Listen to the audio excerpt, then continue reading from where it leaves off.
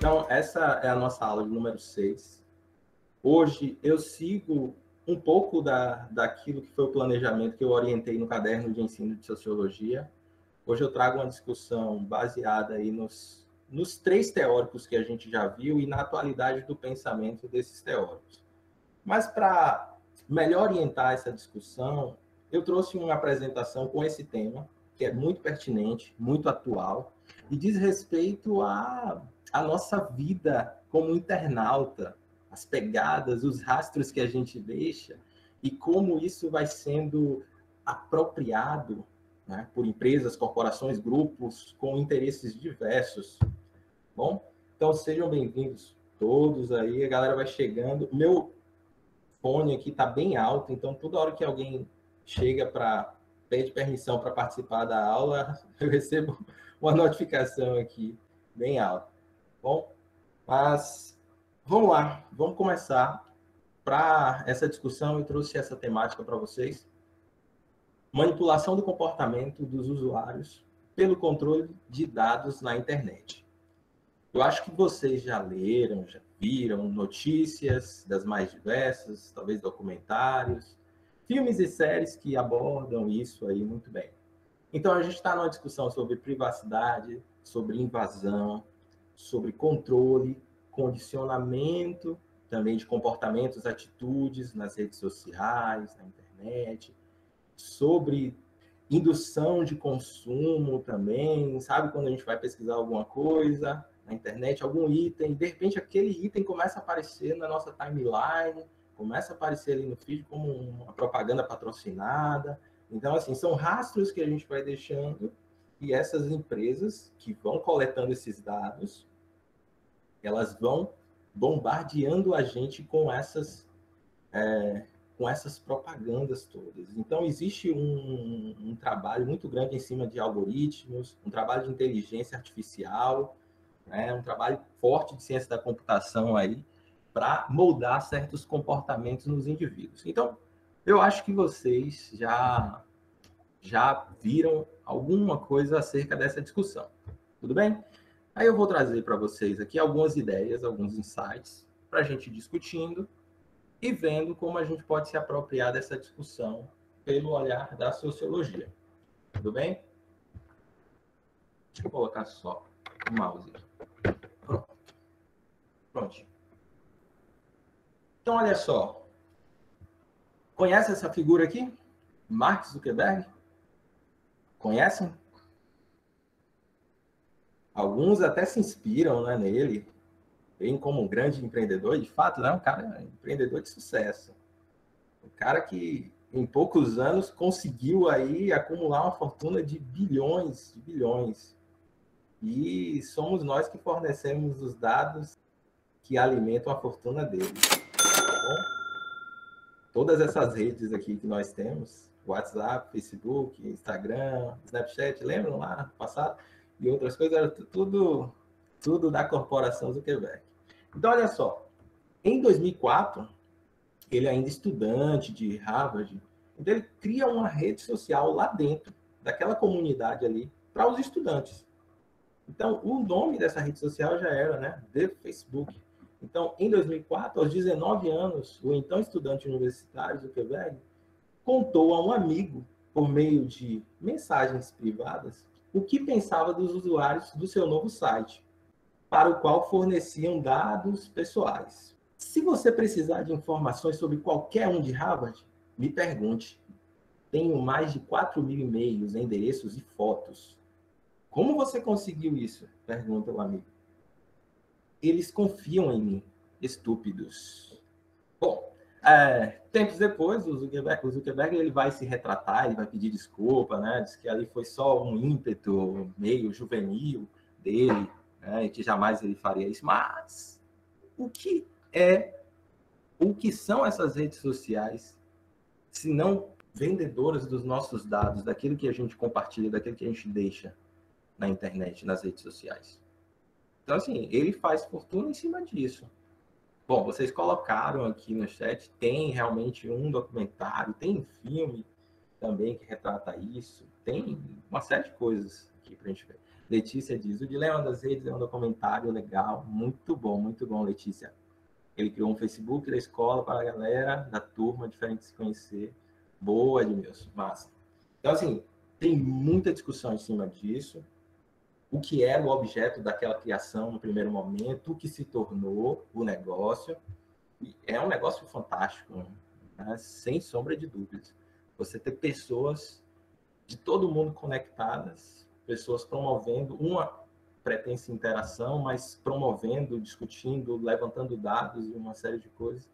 E tudo isso vira fonte de receita para essas empresas e para as empresas que se associam. Bom, o uso desses dados teria finalidade política? Poderia ter uma finalidade de manipulação, de intenção de votos? Vocês acham que sim? Eu acho que sim, já que tem muitas pessoas que são influenciadores, né, nas redes sociais, e a partir do momento que uma pessoa que você gosta e confia, né, mesmo sem conhecer direito, confia pelo que ela mostra na rede social, a partir do momento que ela comenta que está a favor de alguém ou contra, você às vezes passa a concordar, mesmo sem ter uma opinião formada, mesmo sem pesquisar antes. Você começa a concordar com aquilo, porque assim, uma pessoa na rede social, se ela fala, por exemplo, que é contra Bolsonaro, ela só vai mostrar informações que fazem ela ser contra. Aí você vendo aquilo, você começa a concordar também. Então, acredito que influencia bastante. Não só em relação a isso, mas em relação a produtos mesmo. Muito Muitas bem. coisas. Muito bem, essa questão do consumo, essa questão da manipulação política, tem vários caminhos aí de abordagens. As eleições, tanto norte-americano quanto no Brasil, elas são alvos aí de investigações para entender e aprofundar se consultorias de marketing, de estratégia política, de ciência da computação pesada de dados, elas influenciaram nessas eleições. E aí, bom, já tem inúmeras provas que sim, né? E que provavelmente não, certeza de que em 2022 também. E assim, é um caminho meio que sem volta, porque a vinculação, muito do que se dá de construção de vida se dá nessa rede social ou nas redes sociais de forma geral. Então, é um importante caminho de manipulação das informações. Tá bom? Então, é preciso situar bem para a gente entender essa discussão. Aí, veja, somos assim ansiosos, vivenciamos diariamente os dilemas, os prazeres e os dilemas dessas redes, assim, é o nosso cotidiano. Aí tem esse cara, esse senhorzinho aqui, faleceu em 2017, Zygmunt Bauman, ele que tem um conceito muito famoso chamado de modernidade líquida, que interage muito bem com essa discussão sobre manipulação nas redes sociais e outras coisas. Ele diz o seguinte, isso, muito conhecido, muito citado, né? É aquele pensador, aquele intelectual que você pode trazer e que as ideias dele caem como uma luva em vários temas para a redação do Enem. Então ele diz assim, muita gente as usa não para unir, não para ampliar seus horizontes, mas ao contrário, para se fechar no que eu chamo de zonas de conforto, ou bolhas, né? Onde o único som que escutam é o eco de suas próprias vozes, onde o único que veem são os reflexos de suas próprias caras, imagens. As redes são muito úteis, concordo. Oferecem serviços muito prazerosos, mas são uma armadilha também. Porque elas podem, e elas são instrumentos de manipulação. Elas servem ao interesse, servem a corporações. E para aquilo que o Marx falava, né, serve ao interesse da ideologia dominante. Olha o pensamento, a atualidade do pensamento marxista está aí presente. Né? O próprio Zygmunt Bauman também era da linha marxista. Bom, isso.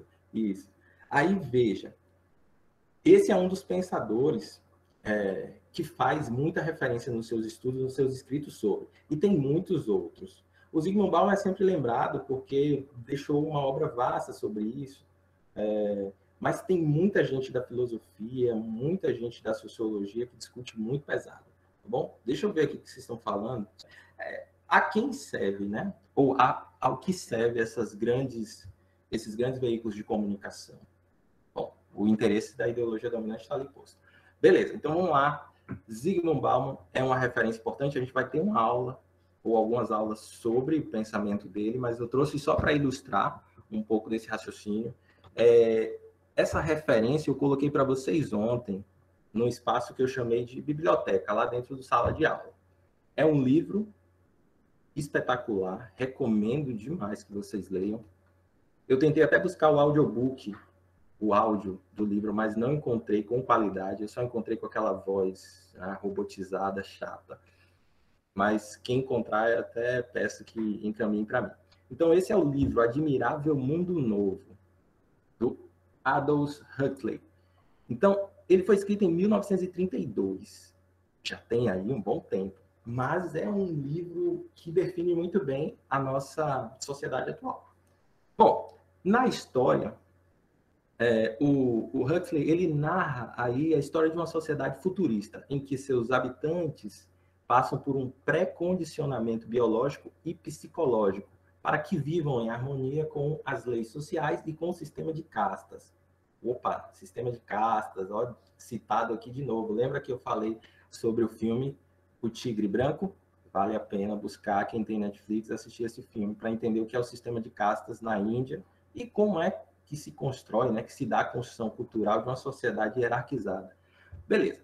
O objetivo maior é manter a ordem, mesmo que para isso todos passem por uma grande lavagem cerebral, eliminando qualquer senso de individualidade ou de consciência crítica sobre a realidade. Bom, isso é 1932.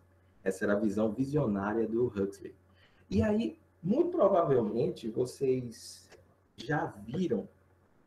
Ó, eu vou trazer aqui algumas ideias e veja como ela reproduz o cenário atual, tá bom?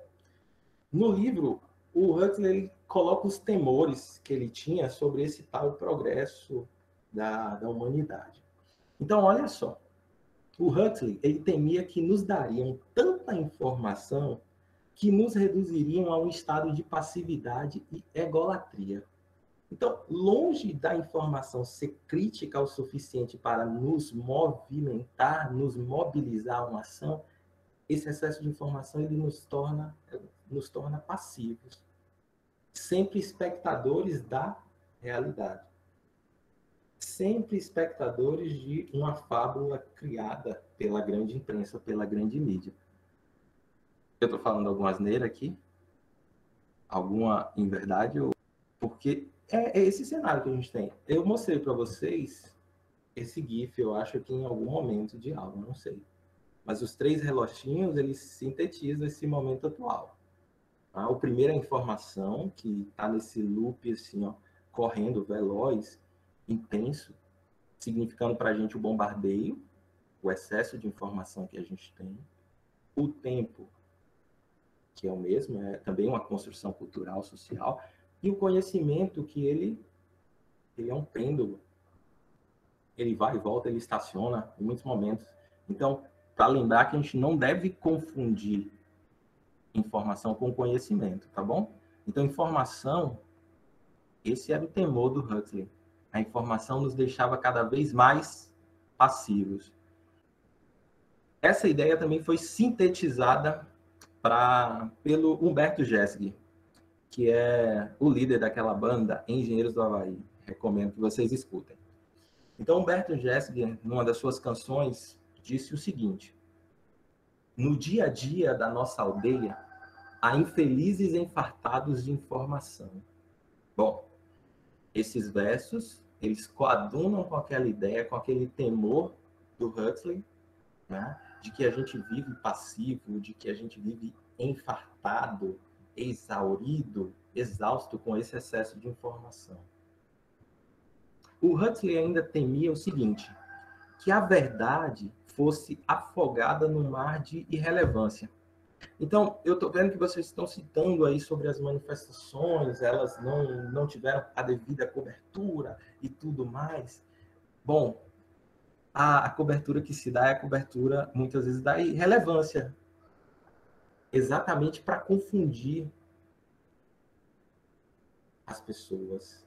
Exatamente para doutrinar ou exatamente para domesticar os espectadores, torná-los passivos. Então, se você não dá ampla divulgação para aquilo que se protesta, para aquilo que se defende, né, enquanto democracia, opa, peraí, a que interesse, a quem você está servindo, não dando a devida divulgação, tá bom?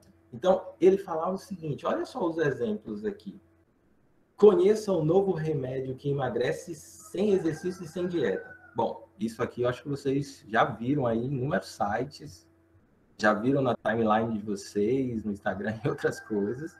Bom, não mude de canal e ganhe milhões em prêmios. De novo, é para entreter esse espectador, torná-los passivos ali, não é? Por horas e horas a fio. Então, a gente vive nesse mar de fofocas, publicidades, horóscopos, famosidades e outras coisas do tipo. Pronto! Não. Acabou! Podem voltar! Porque a pessoa fala aqui, sabendo, eu me solto! Eu tô indignado! Eu tô indignado! Bom, essa era uma visão aí de 1932 do Huxley que se reflete completamente atual. Professor? Diga, Letícia.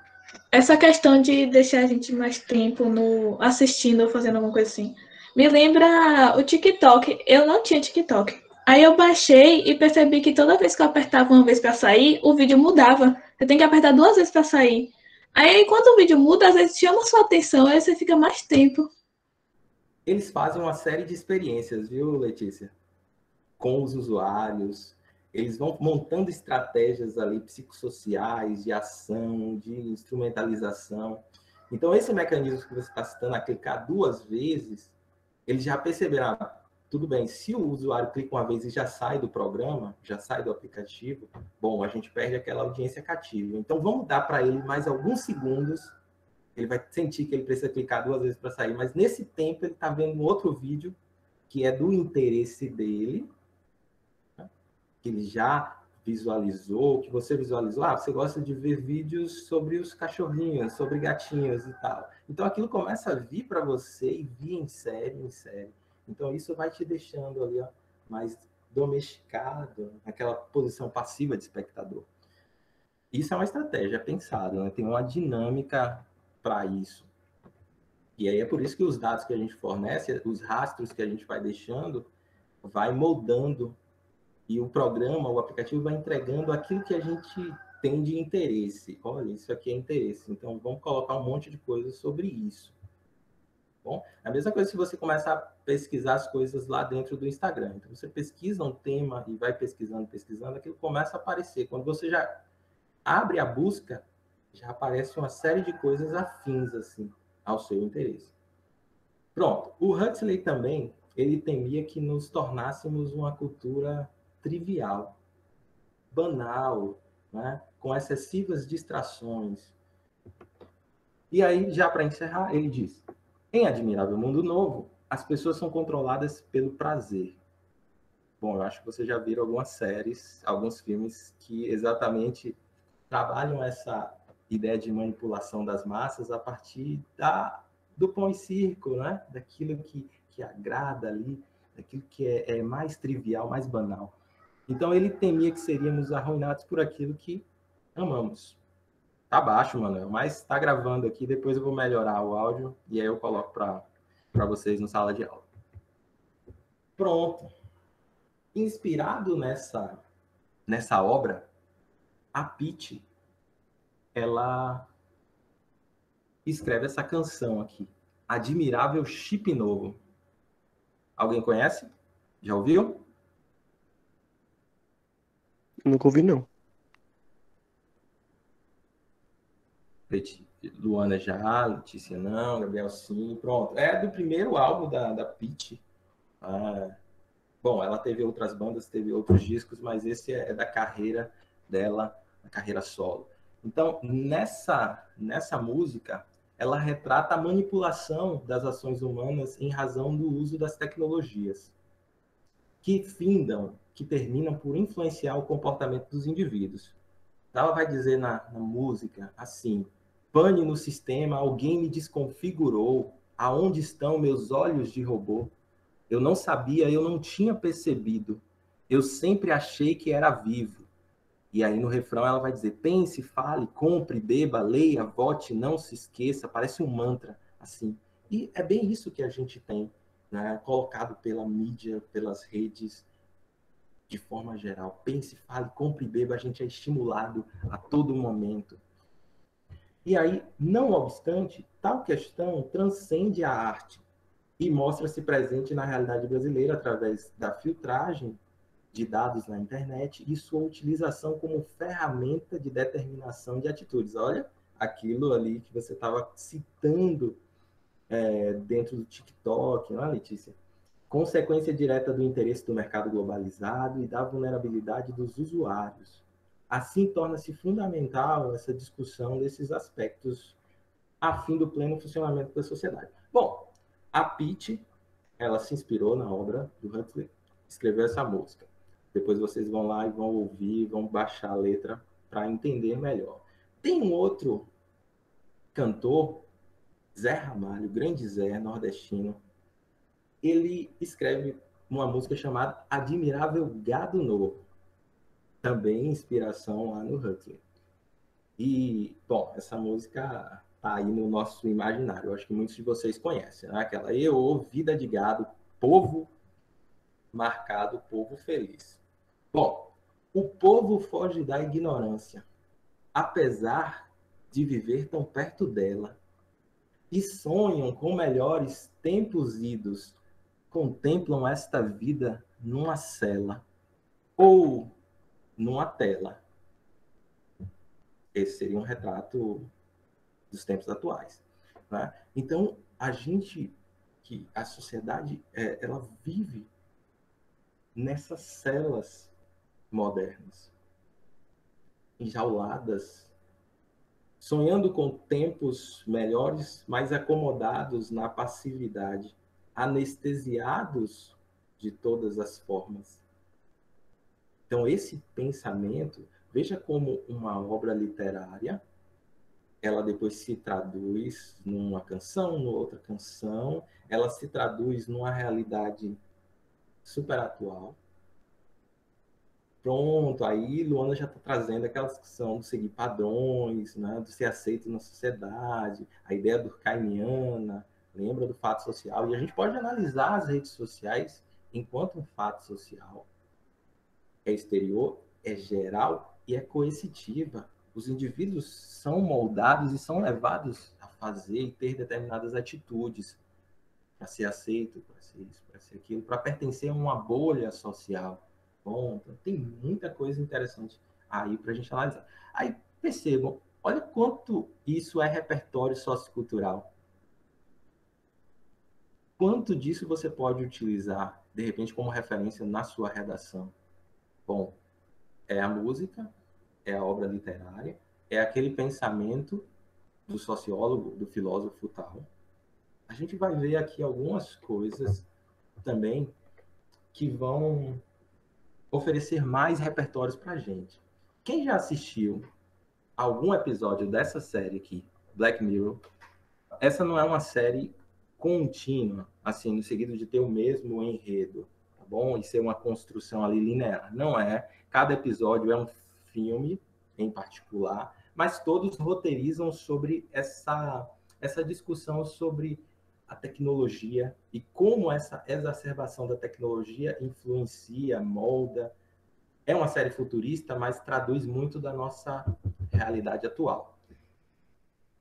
Maria, você vai assistir e, assim, você vai assistir tendo acesso a todo um roteiro crítico de análise do episódio, porque eu vou compartilhar com vocês, deixa eu colocar aqui, em 2018, pesquisadores da UFBA, Universidade Federal da Bahia, aí professores, estudantes da pós-graduação, mestrado, doutorado, eles publicaram um livro com o seguinte título, olha que curioso, o título do livro é Isso Não É Muito Black Mirror? Passado, Presente e Futuro das Tecnologias de Comunicação e Informação. Esse é o livro. E nesse livro eles fazem uma coisa muito, muito legal. Eles decifram cada episódio. Cada episódio das 4 temporadas estão aqui decifrados nesse livro. Então, olha só, primeira temporada. Olha os temas que cada episódio aí abordam. Olha o primeiro episódio da primeira temporada. Arte, mídia, massa e espetáculo. Segundo episódio, confinamento e trabalho na sociedade mediatizada. Terceiro episódio, vigilância e memória cinematográfica. Bom, e aqui você tem, ao final, uma síntese de cada temporada. Então, eu vou disponibilizar para vocês, dentro de sala de aula, esse livro.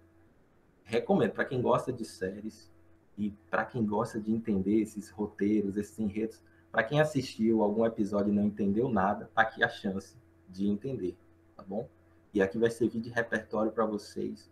Quando surgir qualquer tema de redação sobre tecnologia, sobre manipulação, vocês vão ter inúmeros elementos, inúmeros argumentos para apresentar no texto de vocês. Bom? Então, olha só. Voltando aqui à apresentação. Black Mirror é uma série americana que retrata a influência da tecnologia no cotidiano de uma sociedade futura. Em um dos seus episódios, é apresentado um dispositivo que atua como a babá eletrônica mais desenvolvida, capaz de selecionar as imagens e os sons que os indivíduos poderiam vivenciar. Não distante da ficção, nos dias atuais existem algoritmos especializados em filtrar informações de acordo com a atividade online do cidadão. Por isso, torna-se necessário, de novo, o debate, a discussão acerca da manipulação do comportamento. Então, mais um dado aí de repertório sociocultural para vocês. Música, séries, obra. E agora tem... Veja, isso aqui foi um curso ofertado pela USP, uma parceria USP, PUC e outra instituição, e aqui envolvia a galera da filosofia, envolvia uma galera da psicologia, e eles ofertaram esse curso exatamente para discutir essa série, problematizar essa série, Black Mirror, e saber o que ela tem de cotidiano, o que ela pode nos dizer sobre a nossa vida atual. Então, o nome do curso era esse aqui, O que há de nós em Black Mirror. Diante do fenômeno da cybercultura, surge a dúvida sobre o quanto somos manipulados pelas redes e o quanto de liberdade digital nos resta. Quem está no controle? É uma pergunta muito boa, né? Quem está no controle? Você acha, Letícia, Luana, Giovana, Micaele, não? Gabriel, vocês acham que estão no controle dessas redes sociais? Você acha que tem completo domínio, não só das redes sociais, mas da internet de forma geral? Eu acho que não. Principalmente quando eu penso em relação à questão de desinstalar o aplicativo. Às vezes a gente quer desinstalar e pensa, ah, não, mas tem coisa importante. E se eu perder tal publicação? Ah, e os estudos que eu olho por aqui também. Acho que quando eu penso em relação a isso, principalmente, que eu não tenho o poder, assim, né, entre aspas, de desinstalar. Porque eu sempre penso no que eu estou perdendo. Então, com certeza, não estou no controle. É um dilema, né? É aquilo que o Bauman citava. Existem, dentro das redes sociais, inúmeras coisas interessantes, prazerosas. De fato, você pode acompanhar e aprender muita coisa ali. Tem muito conteúdo compartilhado, e compartilhado por pessoas diversas. Então, a gente pode ter acesso ao que inúmeras pessoas estão produzindo, divulgando. Mas existe a armadilha por trás também. Bom, tem muita discussão aí para isso. E aí, de novo, o Humberto Gessinger, ele traz para a gente uma iluminação aí, mais uma canção dele que sintetiza um pouco disso que a gente está discutindo. Olha só, o nome da música é Terceira na Plural. Ele diz, satisfação garantida, obsolescência programada. Eles ganham a corrida antes mesmo da largada. Eles querem te vender, eles querem te comprar. querem te matar de rir, querem te fazer chorar. Quem são eles? Quem eles pensam que são? Bom, Letícia, eu acho que isso aí sintetiza um pouco do que você falou, né? Eles querem te vender, eles querem te comprar, querem te matar de rir, querem te fazer chorar.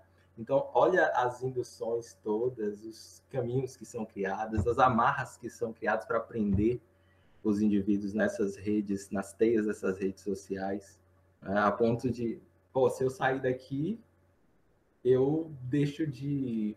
Eu perco muita coisa, eu deixo de existir, talvez. Sabe aquela máxima do Descartes, que ele falava sobre penso, logo existo?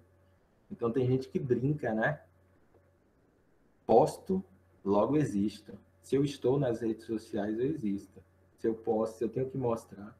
Então muita gente vive de certas aparências. Então não basta você visitar uma cidade turística, não basta você ir a Itacaré, ir a Porto Seguro, ou qualquer um desses centros de turismo, aqui na Bahia, no Brasil, você tem que provar que foi. E você só prova que foi postando nas redes sociais. Então há uma indução para isso. É um modus operandi, né? Bom, essa frase vocês se deparam todos os dias quando acessa o Facebook. Quem ainda acessa aqui o Facebook?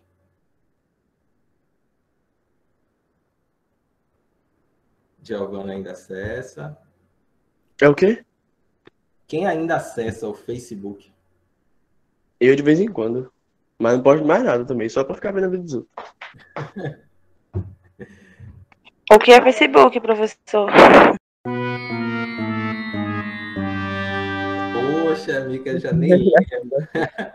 Todo mundo da geração Instagram e tudo, né? Já abortaram. Mas, bom, o Facebook continua sendo uma rede gigantesca aí.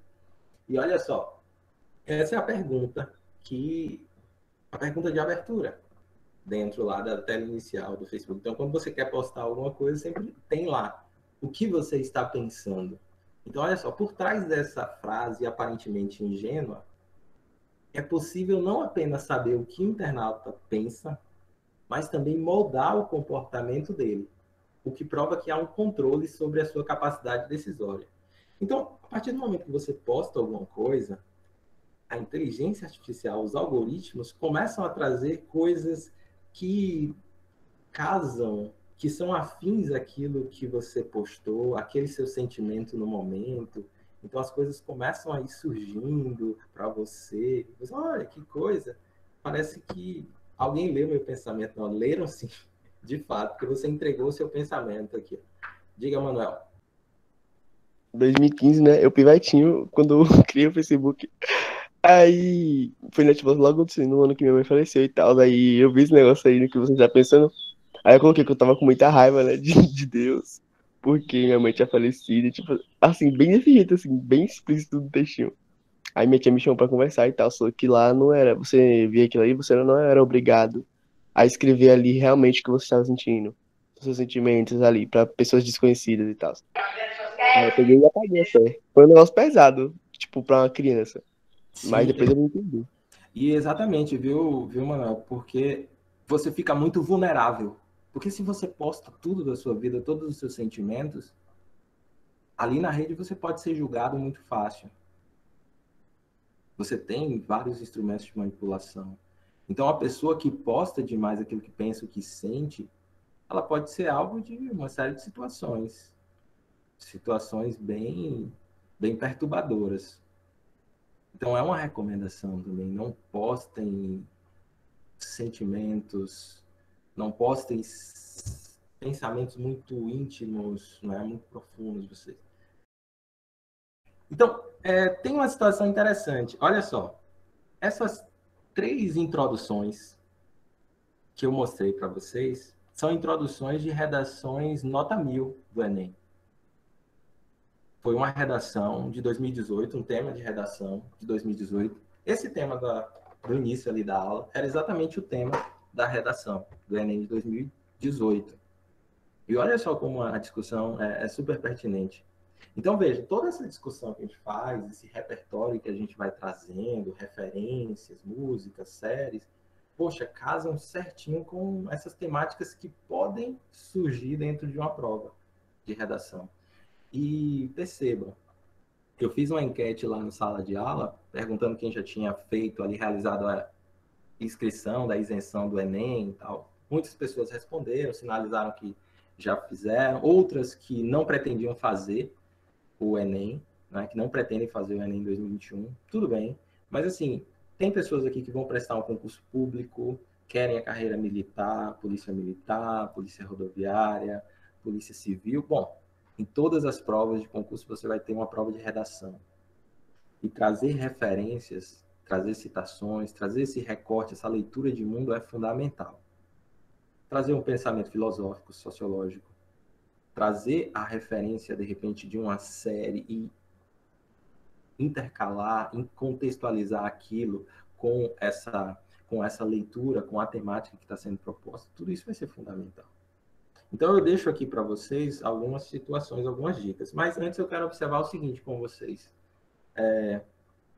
Algumas das possibilidades argumentativas dentro desse tema sobre manipulação, dentro das redes, dentro da internet, algumas colaborações teóricas a gente pode visualizar na filosofia do Gilles Deleuze, que é um francês que discute muito bem essa sociedade do controle.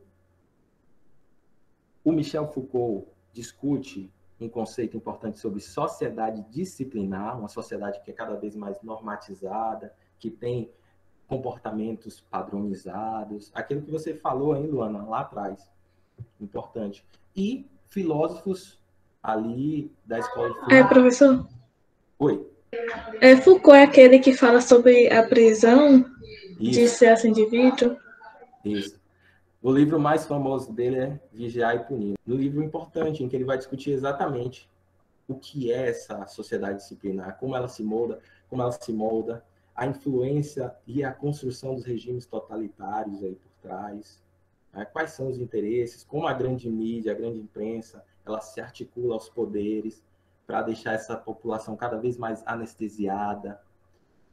Veja, cada vez mais a nossa segurança é condicionada a uma perda da nossa liberdade.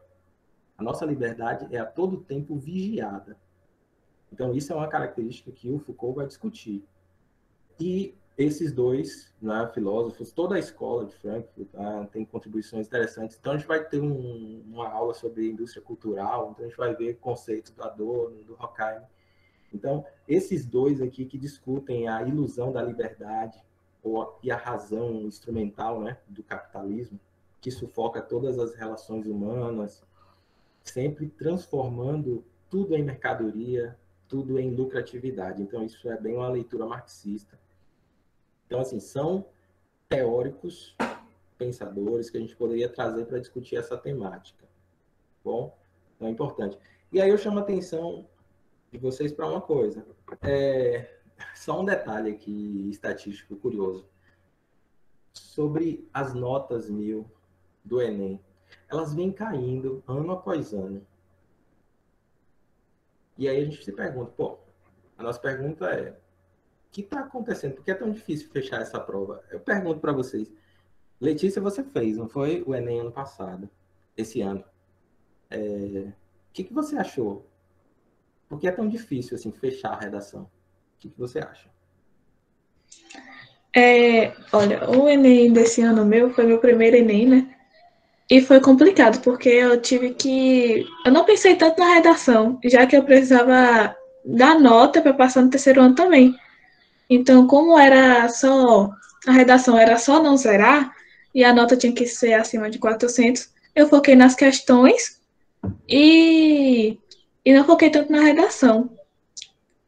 Mas eu não sei dizer por que é tão difícil assim tirar 1000 em redação. Agora, vamos imaginar o contexto da prova, né? É uma prova cansativa, hiper cansativa, 95 questões num dia, mais a redação. É uma prova envolta assim, em inúmeras pressões. Você tem uma pressão pelo desempenho, você tem uma pressão para mostrar, você tem aquilo como, olha, aquilo que vai definir o meu futuro, o meu breve ali, ó. o meu passo, se para uma vida acadêmica, É, de repente para uma vida de trabalho, né? Porque se eu não conseguir passar e conseguir aprovação para um curso superior, de repente, o que eu vou fazer da minha vida, né? Então, tem muitas questões ali em cima dessa prova. No o passado, professor. diga. Sem falar que é pouco tempo, né? Porque você tem que fazer as questões, e tem que fazer a redação no mesmo dia, e tem que ler as questões tudo certinho para ter certeza que respondeu certo. Mas o tempo para você fazer uma redação, se você for pensar em fazer um rascunho inteiro para depois passar o rascunho a limpo, é muito complicado. Isso. E aí, Gabriel está chamando atenção para um fato importantíssimo. A gente está no meio de uma pandemia. Todos os riscos ali envolvidos, toda a situação de ansiedade, de medo criado nas circunstâncias do ir fazer aquela prova. Bom, os estudantes da escola pública passaram um ano sem esse contínuo aqui, né, da educação, sem esse espaço de interação, de aprendizado. Então, foi sim uma prova elitista, Gabriel. Demais. Então, não houve diálogo. Mesmo aquela enquete que foi lançada pelo INEP para colocar as possíveis datas do Enem, a escolha da maioria que foi para maio não foi aceita. Né? Então, foi escolhida o mês de janeiro, completamente a revelia da escolha da maioria que pretendia fazer a prova. Então, foi uma circunstância pesadíssima, excludente demais. E, assim, a gente pode citar inúmeras variáveis o porquê dessa queda aqui, dessas redações nota 1000.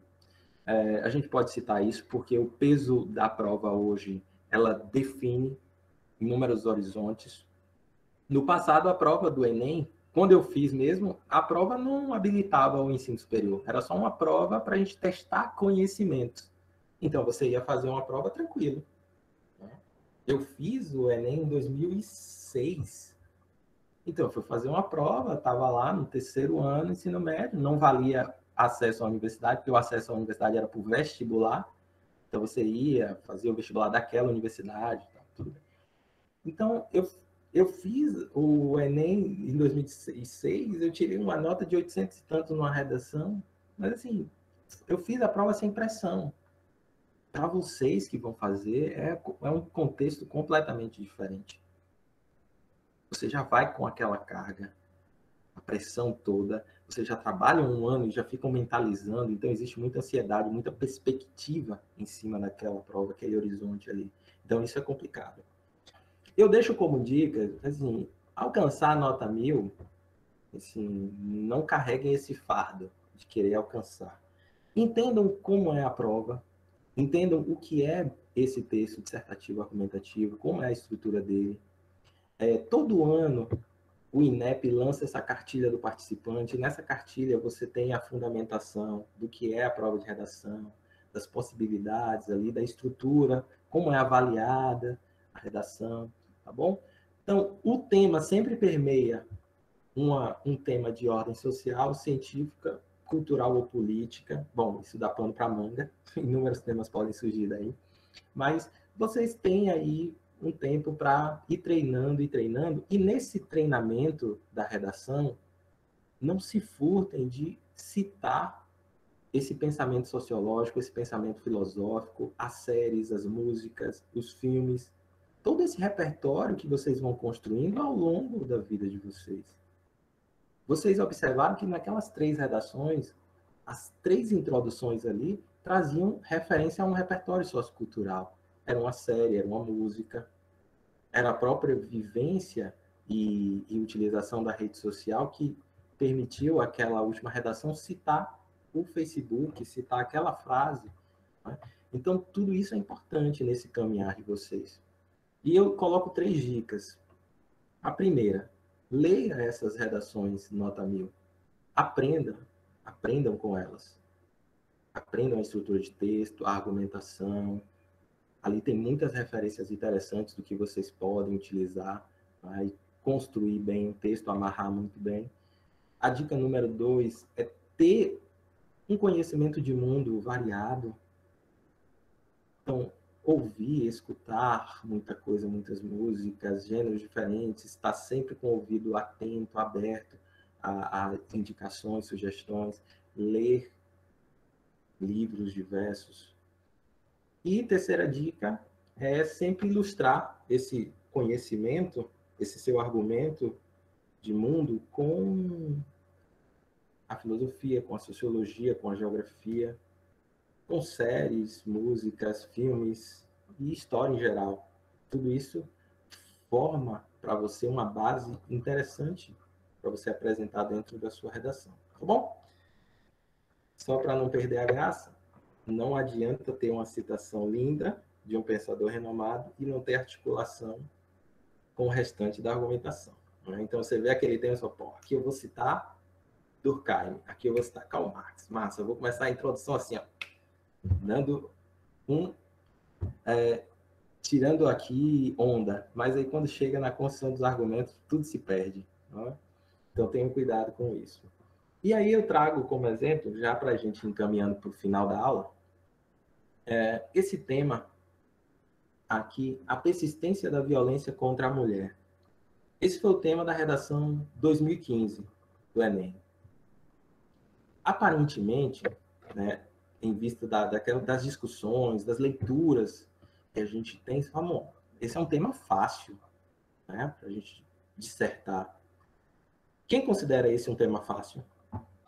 Eu acho mais ou menos. Bom, para muitos esse seria um tema fácil, mas olha só o que aconteceu no ano da prova. 53 mil alunos zeraram e 104 apenas conseguiram a nota 1000. A gente poderia, nesse tema, trazer alguma fundamentação sociológica, trazer uma introdução, citando algum autor, algum pensador? Complicou, porque quando falou nesse tema, eu pensei em história. Pensei em relação à mulher ser inferior, em relação à Revolução Industrial, né? Que mesmo as mulheres trabalhando bastante como os homens, elas ganhavam menos, essas coisas. A gente pode lembrar dessa sociedade patriarcal, dessa cultura de inferiorização da mulher. Gabriel citou das relações econômicas, é um link com o que Letícia citou também, nesse aspecto da Revolução Industrial, talvez. Agora, o pensamento social que cai como uma luva para esse e para vários temas é o pensamento do Durkheim. Eu vou mostrar aqui um exemplo para vocês. Bom, como citar o Durkheim?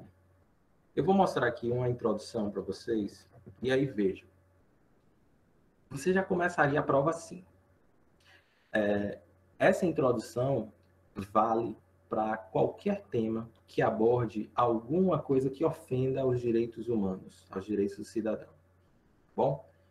Então, você começa a prova imaginando o seguinte cenário. Você coloca, de acordo com o sociólogo Emile Durkheim, a sociedade pode ser comparada a um corpo biológico na medida em que é composta por partes interdependentes entre si. Desse modo, para que esse organismo seja harmônico e coeso, regras devem ser respeitadas e direitos dos cidadãos garantidos. Contudo, no Brasil, essa harmonia não é alcançada, uma vez que, em pleno século XXI, as mulheres ainda são alvos de violência. Essa persistente realidade de opressão resulta principalmente de uma cultura de valorização do sexo masculino, uma cultura patriarcal, machista, e de punições lentas e pouco eficientes por parte do governo. Então, existe uma questão de impunidade. Existe aí uma descrença desse aparato jurídico legal. Os homens continuam praticando e sem a punição devida? Bom, então isso já foi naturalizado. Então, a redação ela cobra de você exatamente desnaturalizar isso. Por que a sociedade, por que persiste essa violência ainda contra a mulher? É porque isso é cultural? É porque isso foi naturalizado em algum momento da história da humanidade, da história do mundo, da história do Brasil? Bom, é só você imaginar no passado, né? Lembra, pessoal aqui do segundo ano, numa das aulas lá do nosso período presencial, quando a gente falava sobre Max Weber e a gente falava sobre os tipos de dominação tradicional, a dominação racional legal. A dominação tradicional, eu mostrei um exemplo daquela série Gabriela, série brasileira. Ali numa das cenas, o coronel Jesuíno, ele chega para a mulher no quarto e fala: mulher, se deite que eu quero lhe usar. Agora, se deite que eu quero lhe usar. Eu já lhe disse, eu não tô me sentindo bem. Mulher minha não me nega, venha. Bom, que ideal de mulher é esse, né? A mulher é um objeto. Então, tem que estar disponível ao marido. E ela diz, não, eu tô com dor de cabeça e tal. Mulher minha, ele diz, mulher minha não tem desculpa, alguma coisa assim que ele fala. Então, olha como esse ímpeto machista ele já está enraizado dentro da nossa cultura. Então, isso é também uma discussão própria aí do Durkheim. Bom, então, se esse tema fosse relacionado à violência urbana, essa crescente violência que a gente tem no país, que para muitos estudiosos a gente vive num contexto de guerra civil, é um estado anômico, que é um outro conceito do Durkheim, né? O Brasil vive uma situação de anomia, porque as regras, todo o respeito de harmonia e coesão social aqui inexiste. As pessoas se agridem, grupos tentam tomar espaços de poder, territórios. Então, Durkheim cai como uma luva em inúmeros temas de ordem social. Bom? Então, eu sugiro para vocês, peguem aí, retornem o pensamento do Durkheim e veja como ele vai se encaixar em inúmeras introduções, inúmeros ali desenvolvimentos, parágrafos argumentativos ali dentro da sua redação. Bom, e aí a redação segue, e aqui eu já trouxe um argumento de uma outra redação do mesmo tema. Então, olha só, ao longo da formação do território brasileiro, o patriarcalismo sempre esteve presente, como, por exemplo, na posição do senhor do engenho. Consequentemente, foi criada uma noção de inferioridade da mulher em relação ao homem. Olha o elemento da história aí, Letícia, tá vendo?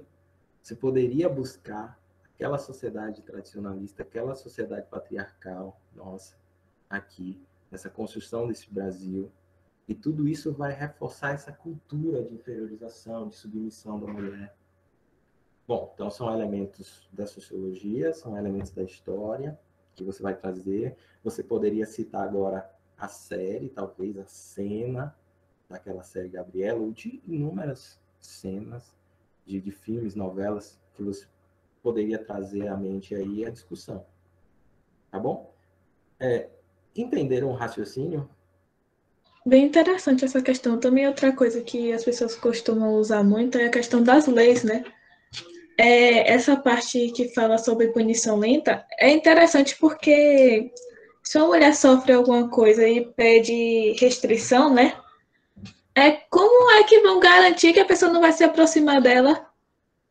Dá para a pessoa simplesmente se aproximar, dá para matar e pode que não tenha tempo dela pedir socorro. Só porque ela tem um papel que fala que ele não pode se aproximar por tantos metros, não quer dizer que ele não vá se aproximar. Então, isso é bem complicado.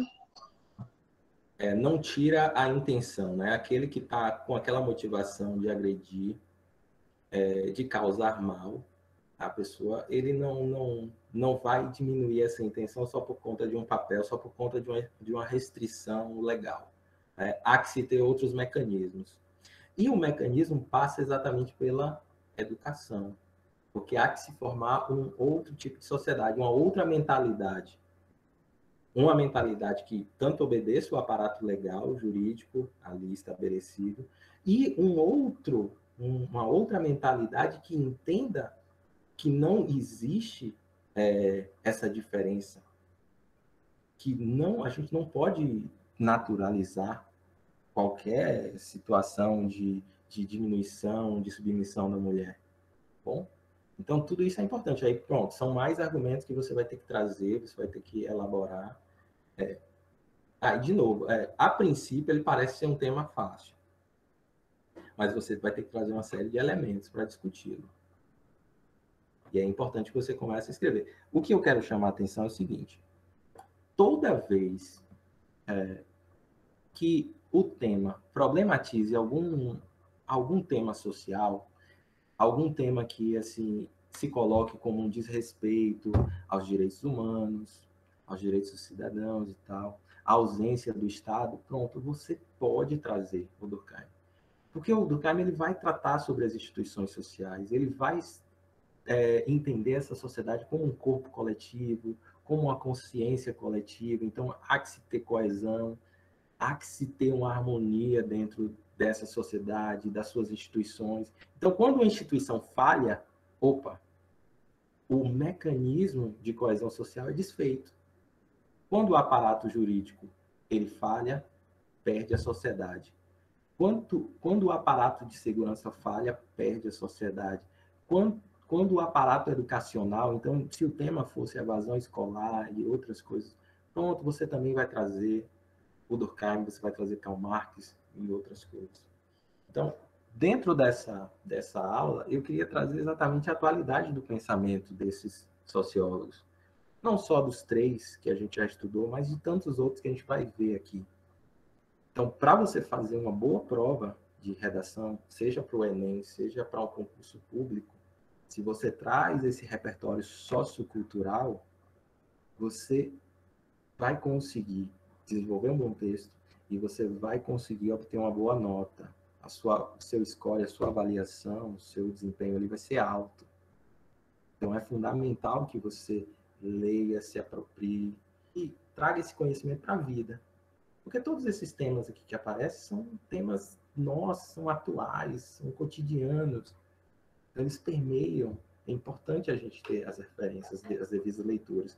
Aí eu coloquei o seguinte para vocês.